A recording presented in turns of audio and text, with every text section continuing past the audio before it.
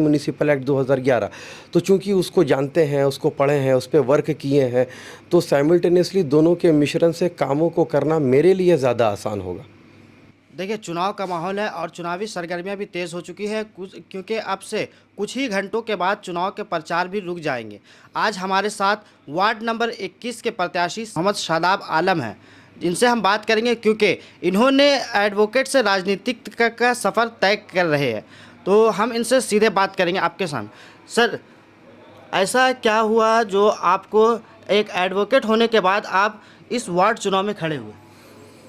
सबसे पहले हम अपने आप को इंट्रोड्यूस कर देते हैं। अस्सलाम वालेकुम एंड रमज़ान मुबारक टू ऑल। मेरा नाम मोहम्मद शादाब आलम है and I am an advocate by profession. Ward number 21 से हम वार्ड काउंसिलर के लिए कंटेस्ट कर रहे हैं और मेरा जो सिंबल है वो ब्रीफ केस है और मेरा सीरियल नंबर जो 8 है। तो जैसा आपका सवाल रहा है कि आप एडवोकेसी से राजनीति में क्यों आए, कैसे आए, तो बात यह है कि एडवोकेसी में हम लोगों की मदद करते हैं। हमारे पास जो क्लाइंट्स आते हैं, जो लोग आते हैं, उनके लिए लड़ते हैं, उनकी आवाज़ को उठाते हैं। सिविल कोर्ट्स में, क्रिमिनल कोर्ट्स में, क्वाशी जुडिशल बॉडीज़ में, एडमिनिस्ट्रेशन में उनकी आवाज़ को उठाते हैं, उनके लिए लड़ते हैं।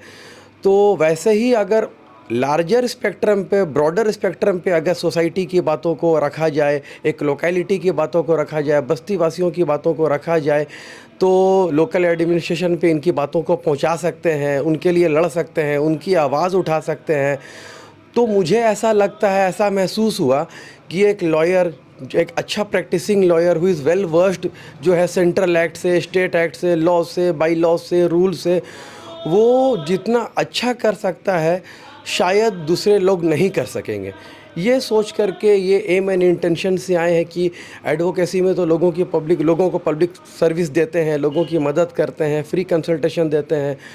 तो अगर इसमें भी करने का मौका मिले और अगर लोग इलेक्ट करते हैं, नॉमिनेट करते हैं मुझे वार्ड काउंसिलर के रूप में, तो ये करने का मौका मिले, अगर मुझे मिला तो बहुत अच्छे से कर पाएंगे, because I am an advocate. आपने अपनी वार्ड में कुछ ना कुछ समस्याएं तो देखी होगी। ऐसी क्या प्रमुख समस्याएं हैं जो आपको लगा कि आप खुद चुनाव लड़ना चाहिए और लड़के इसको ठीक करना चाहिए? ऐसी क्या समस्या? बहुत सारी समस्याएं हैं, सिर्फ वार्ड नंबर 21 की बात नहीं है, पूरे मानगो में बहुत सारी समस्याएं हैं। जैसे सबसे इम्पोर्टेंट है कि clean drinking water, supply drinking water का बहुत बड़ा समस्या है। बहुत सारे रोड्स में पानी का प्रावधान नहीं है, लोगों को पानी नहीं मिल रहा, घर घर पानी नहीं पहुंच रहा है। सबसे इम्पोर्टेंट समस्या यही है। सेकंड में क्या है कि ड्रेनेज सिस्टम, नाली बना हुआ है, कहीं नहीं बना हुआ है, कहीं बना भी है तो नाली जाम है। थर्ड है स्ट्रीट लाइट्स की समस्या है। फोर्थ में रोड्स है, कहीं पर रोड्स अगर नहीं भी हैं, बने हैं तो पेवर ब्लॉक लगा दिया गया है, पेवर ब्लॉक लगा दिया गया तो सारा निकल गया है। तो इन तमाम चीज़ों को देख कर के ऐसा लगा कि जब तक कि पावर एंड पोजीशन अटेन नहीं करते हैं, तो एडमिनिस्ट्रेशन में बातों को अगर रखते भी हैं, पिटिशंस देते हैं, एप्लीकेशंस देते हैं, तो सिर्फ वो थाना पूर्ति होता है, इस टेबल से उस टेबल, उस टेबल से उस टेबल, एग्जीक्यूट नहीं होता, वो इम्प्लीमेंट नहीं होता, काम नहीं होता। तो until and unless you attain a position, जो भी हो, वार्ड काउंसिलर हो, तो आप उसके लिए लड़ नहीं सकते, क्योंकि आपको एक, जब तक एक पिच मिल जाता है लड़ने के लिए, आप रिप्रेजेंट कर देते हैं लोगों को कि I am elected as a ward councillor, आपको करना पड़ेगा। और पैरेलली एक एडवोकेट हैं तो I know the laws, I know the act, I know the central act. जैसे कि सबसे बड़ा जो कॉन्स्टिट्यूशन है म्यूनिसिपल बॉडी का, झारखंड का खास करके, that is Jharkhand municipal act 2011। तो चूंकि उसको जानते हैं, उसको पढ़े हैं, उस पर वर्क किए हैं, तो साइमल्टेनियसली दोनों के मिश्रण से कामों को करना मेरे लिए ज़्यादा आसान होगा।